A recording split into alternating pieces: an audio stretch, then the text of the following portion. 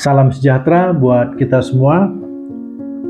Saya yakin kita masih ingat peristiwa pembakaran seorang suami oleh istri, di mana pembakaran tersebut dilakukan oleh sang istri, yaitu seorang polwan, Bribtu Fadilatun Nikmah. Karena sang suami itu, yaitu Bribtu Rian Wicaksono, itu katanya selalu bermain judi. Jadi cerita ini sebetulnya cukup sedih ya. Beberapa waktu lalu kita mendengar sangat tragis lah. Artinya mungkin saja si Bribtu FN ini, Fadilatun Nikmah ini, tidak punya rencana untuk menghabisi suaminya sedemikian rupa sampai akhirnya meregang nyawa dan meninggal. Mungkin saja awalnya dia ingin menggertak suaminya atau menakut-nakuti suaminya. Ya, kemudian ketika dia tahu bahwa pada saat itu suaminya tidak punya uang dan memang beberapa bulan terakhir itu tidak pernah lagi memberikan gaji kepada sang istri, lalu kemudian diketahuilah bahwa uang itu telah habis untuk bermain judi online, maka kemarahan dari si pelaku ini, sang istri ini pun memuncak, sehingga waktu itu saya yakin bahwa dia hanya ingin menggertak suaminya agar tobat. Tetapi situasi atau takdir berkata lain. Ketika minyak bensin itu disiramkan ke tubuh dari si korban, Bribtu Rian Wicaksono itu, lalu kemudian dia hidupkan api.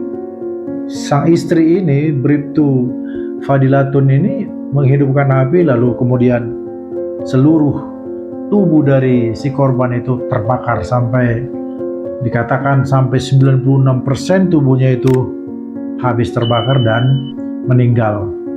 Lalu apa yang kita ingin petik dari peristiwa ini, hikmahnya? Yang pertama, mungkin tentu dalam situasi marah kita tidak boleh mengambil keputusan, apalagi keputusan yang gegabah seperti itu. Sekalipun tadi saya sampaikan bahwa dia tidak punya rencana untuk menghabisi suaminya, tapi memang tindakan itu tindakan gegabah yang mengakibatkan hasil yang fatal. Nah, itu satu pelajaran penting. Jadi supaya kita bisa sama-sama sadar lah ya, karena memang akhir-akhir ini kita melihat juga banyak sekali oknum TNI, polisi, ya, ada polisi juga karena mungkin mata pencariannya terganggu akibat judi kah, akibat narkoba kah, dengan gampang menghabisi nyawa orang lain, menembak rekannya sendiri. Ya, lalu ada di TNI AL. Beberapa peristiwa-peristiwa ini sebetulnya peristiwa yang tragis. Nah, jadi kita kembali kepada peristiwa pembakaran sang suami tadi. Itu yang pertama yang ingin kami sampaikan, bahwa hikmah dari peristiwa itu tidak boleh melakukan tindakan gegabah dalam situasi yang amarahnya lagi tinggi. Lalu yang kedua, pelajaran yang kita bisa lihat di sini adalah bahwa betul-betul dampak dari judi online itu dampaknya luar biasa dahsyat. Dampaknya betul-betul menghancurkan kehidupan rumah tangga, menghancurkan keinginan orang untuk bekerja. Ya, sekarang orang dapat duit sedikit langsung bermain judi online. Seperti dia dipengaruhi atau seperti ada kuasa yang menarik dia untuk dia senang bermain judi itu. Karena dari berita-berita yang kita dengar, dengan modal kecil juga bisa bermain judi. Dengan modal 10.000, bahkan 5.000, sehingga anak-anak kecil yang punya duit sedikit bisa main judi. Nah, kembali kita melalui tayangan video ini, tentu terus terang saja kami ingin menyegarkan kembali ingatan dari para pemangku kepentingan dan sekaligus para pengambil kebijakan. Kita mau sampaikan bahwa dampak dari keberadaan judi itu luar biasa, daya rusaknya luar biasa. Mulai anak-anak, orang dewasa, bahkan orang tua. Gitu. Jadi, kemudian yang ketiga, dampaknya adalah bagi si anak yang sekarang ditinggalkan oleh si bapak yang sudah meninggal, bayangkan bagaimana hancurnya hati si anak sekarang yang menjadi anak dari pelaku dan anak dari korban itu. Kita mungkin seiring berjalannya waktu kita bisa melupakan itu, tapi kami entah kenapa kami merasa sangat tergelitik sekali atau sangat terbebani sekali untuk mengangkat berita tentang judi online ini, supaya pemerintah ini betul-betul ada ketegasan. Jadi jangan karena diam sekarang ini lalu ya didiamkan juga. Coba lihatlah anak yang ditinggalkan oleh si korban itu, dan juga yang ditinggalkan si ibu karena dia harus menjalani penjara. Kami membaca di pemberitaan bahwa putusan telah dijatuhkan oleh Pengadilan Negeri Mojokerto dengan menjatuhkan pidana 4 tahun kepada Bribtu FN. Namun dengan kelapangan hati, dengan kesiapsediaannya menerima hukuman itu. Kami pikir itu juga satu tindakan yang bijak, tidak perlu banding.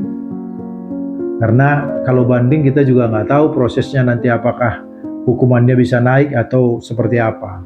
Tapi dengan hukuman 4 tahun dan diterima tidak mengajukan banding, kami pikir itu juga satu langkah yang baik untuk si tersangka sendiri, si terpidana itu sendiri, maupun untuk anak-anaknya.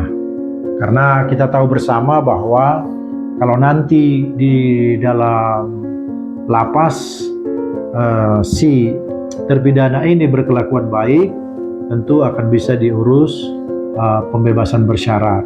Dan kami merasa pembebasan bersyarat yang diajukannya nanti itu patut untuk dikabulkan, supaya si ibu ini yang sudah dipidana ini bisa kembali meniti atau bisa kembali berkumpul dengan anak-anaknya, meniti masa depan anak-anaknya, kemudian meniti kembali hidupnya untuk memperbaiki kembali hidupnya. Karena bagaimanapun juga setiap orang tentu pernah punya kesalahan, dan setiap orang tentu berhak untuk mendapatkan kesempatan memperbaiki hidupnya. Tapi kami masih tetap menyampaikan ini kepada pemerintah. Apakah pemerintah sekarang ini sudah diam? Kami tidak melihat lagi ada gebrakan-gebrakan, kami tidak mendengar lagi ada ada gerakan lah untuk membasmi judi ini. Jadi kelihatannya hanya didiamkan sejenak, dan kita nggak tahu apakah di belakang kita ini terjadi lagi tawar-menawar, terjadi lagi ya kong kali kong antara bandar-bandar besar itu yang uangnya nggak tanggung banyaknya itu dengan penguasa. Apalagi hampir setiap hari masalah yang baru muncul, masalah yang baru muncul. Kita dihadiahi, kita disuguhi dengan berita-berita OTT, penangkapan. Ya, sekarang ini Harun Masiku. Sekarang ini ada berita tentang pagar laut, gitu ya. Jadi, tapi kami sangat meminta agar pemerintah tidak boleh berhenti untuk menutup situs-situs judi itu, sekalipun mungkin sepertinya reda sekarang ini. Itulah permintaan kami kepada aparat penegak hukum dan pemerintahan sekarang ini. Terima kasih.